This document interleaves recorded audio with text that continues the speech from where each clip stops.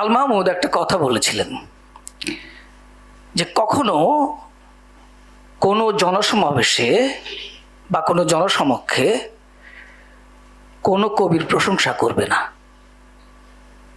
যদি তিনি জীবিত থাকেন। তখন আমি জানতে চাইলাম যে কেন। উনি বললেন যে তুমি যে কবির প্রশংসা করবে, তুমি তার প্রশংসা করবে ঠিকই, এরপরে তার উপর অনেক বিপদ চলে আসতে পারে। তার বন্ধুরা ঈর্ষা করবে,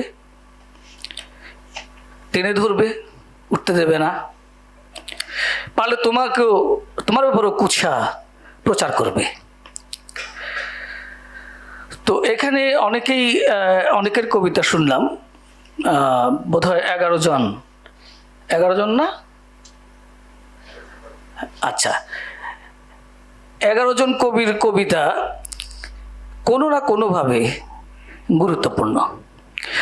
আমাকে একটু আগে বলেছে যে আমি ঠোঁট কাটা, এটা একটা কি বলবো, আমার পরিচয়ের ক্ষেত্রে একটা বিশেষণে পরিণত হয়েছে। হাসান আজিজুল হক স্যারও বলছিলেন যে দুর্মুখ, এবং আমার ব্যাপারে সাবধান থাকতে বলেছেন যে চঞ্চলকে তোমরা বইপত্র দিও না।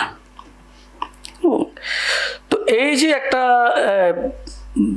দুর্যোগের মধ্যে আমি পড়লাম, হ্যাঁ, এবং আমার মনে আছে যে আমি তো আপনার 300-রও বেশি বইয়ের সমালোচনা করেছি। আমার মনে হয় আমার প্রজন্মের মধ্যে আমি সবচেয়ে বেশি সমালোচনা করেছি বইয়ের।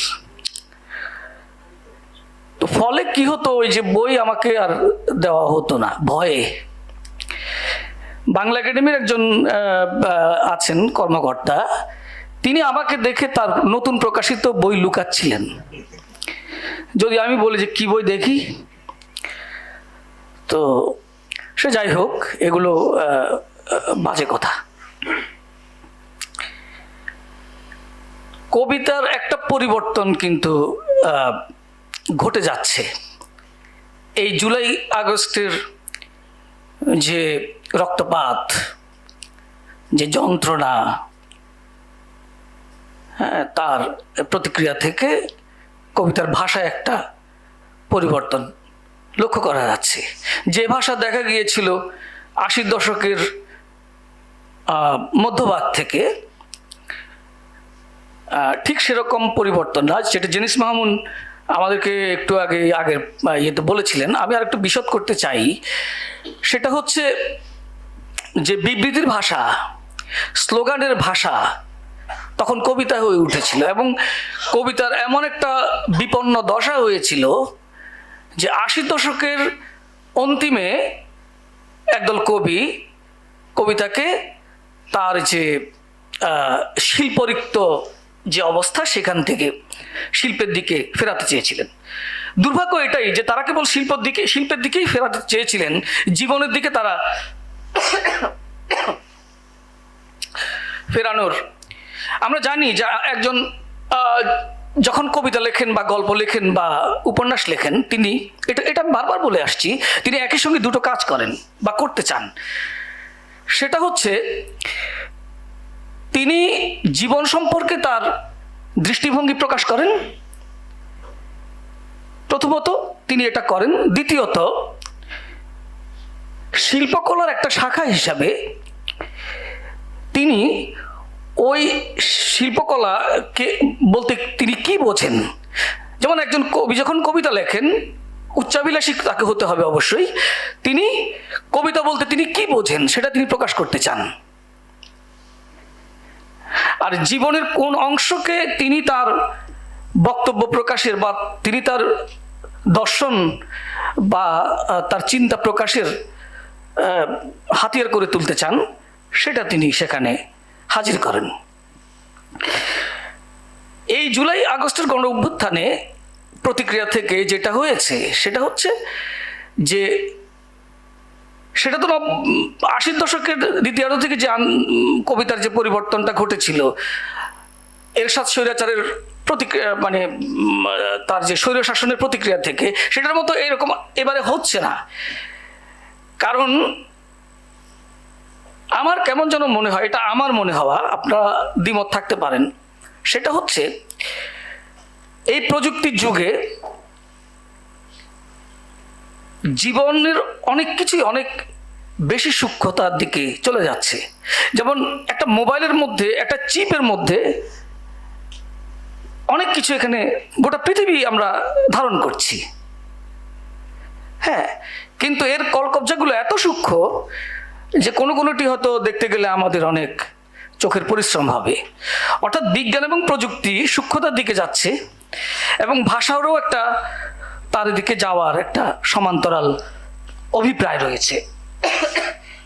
সেখান থেকে সময়ের ভাষা যেটা, সেটার মধ্যে একটা সূক্ষ্মতা সঞ্চারিত হয়েছে এবং এই সূক্ষ্মতাটা কিন্তু একটা সমগ্রতাকে টানতে চাইছে।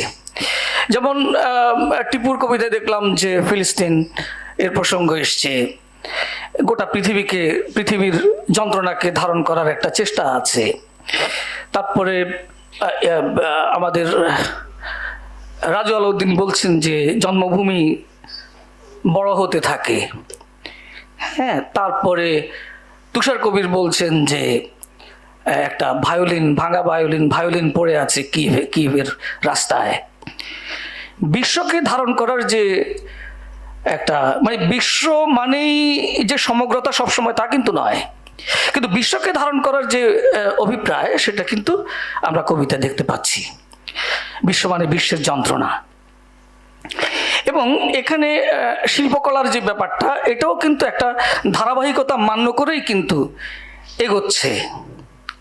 যেমন আমি বলি যে সালেহীন শিপরা একটা জায়গায় বলেছে যে মেরুন নয় রঙের চিৎকার। এইটা কিন্তু প্রতীকবাদী কবিদের যে কাব্য আন্দোলন হয়েছিল 19 শতকের দ্বিতীয়ার্ধে, সেটার একটা প্রকরণ কিন্তু আজও সেটার একটা স্পন্দন আমরা অনুভব করছি তার কবিতায়, রঙের চিৎকার।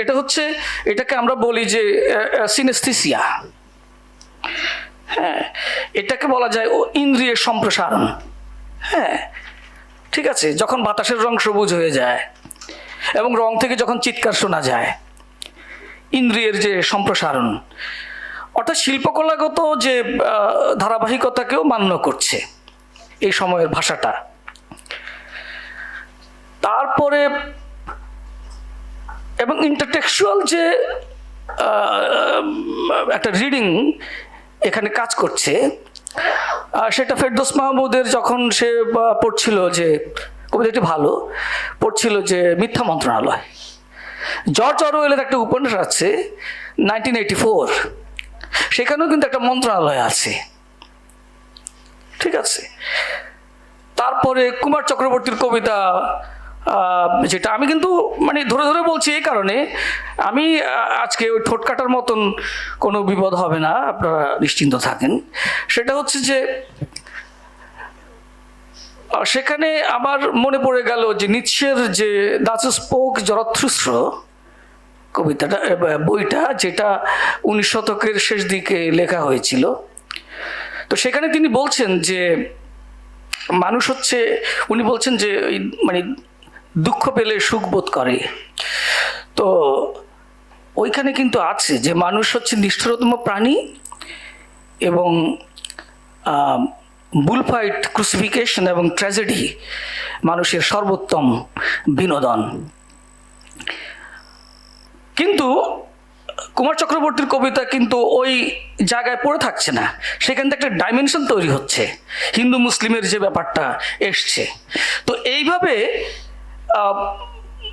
মানে মনোজগৎ, বাস্তব জগৎ এবং বৈশ্বিক যে জগৎ এবং পঠিত যে জগৎ, সেই জগৎগুলোকে ধারণ করে অতিক্রম করতে পারাটাই হচ্ছে শিল্পের সফলতা।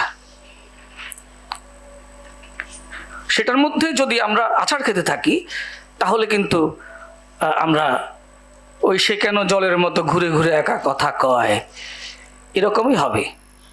হ্যাঁ, নিশ্চয়ই সেটা আনন্দের কিছু হবে না, একঘেয়েই হবে। তো কিন্তু শিল্পকলা একটা আড়াল চায়। ফেরদৌসের কবিতা শুনে মনে হচ্ছিল যে আড়াল হারিয়ে যাচ্ছে। আমি ফেরদৌসের কবিতার অনুরাগী, কিন্তু এটা সবাই জানে। মনে হচ্ছিল যে আড়াল হারিয়ে যাচ্ছে। আমি যেমন বলছিলাম না যে বাস্তবতাকে ধারণ করে অতিক্রম করা, এটাই হচ্ছে শিল্পকলার সফলতা, এবং সেখানে অর্থ সৌন্দর্য সৃষ্টি করা। মায়াকোভস্কির একটা কবিতা আমরা পড়েছিলাম, ট্রেনের কামরায় 30 জন লোক, কিন্তু তাদের একটি মাত্র পা। এইটা কিভাবে হলো? এই যে আমাদের মনের মধ্যে একটা প্রশ্ন তৈরি হচ্ছে যে 30 জন লোক ট্রেনের কামরা, তাদের পা কেন একটা হবে? আসলে বিশ্বযুদ্ধের সময় 30 জন সৈনিকের মাইনে পা উড়ে গিয়েছিল, একজনের মাত্র পা ছিল। অর্থাৎ তিনি বাস্তবতাকে ধারণ করে অতিক্রম করছেন, এবং সেখানে আমাদের মনের মধ্যে প্রশ্ন উঁকি দিচ্ছে। শিল্পকলা প্রশ্ন তৈরি করে এবং সেখান থেকে অন্যতর অর্থ ও সৌন্দর্য সৃষ্টি করে, বহুতর অর্থ এবং সৌন্দর্য সৃষ্টি করে। আজকে আর বেশি বলবো না, সবাইকে ধন্যবাদ।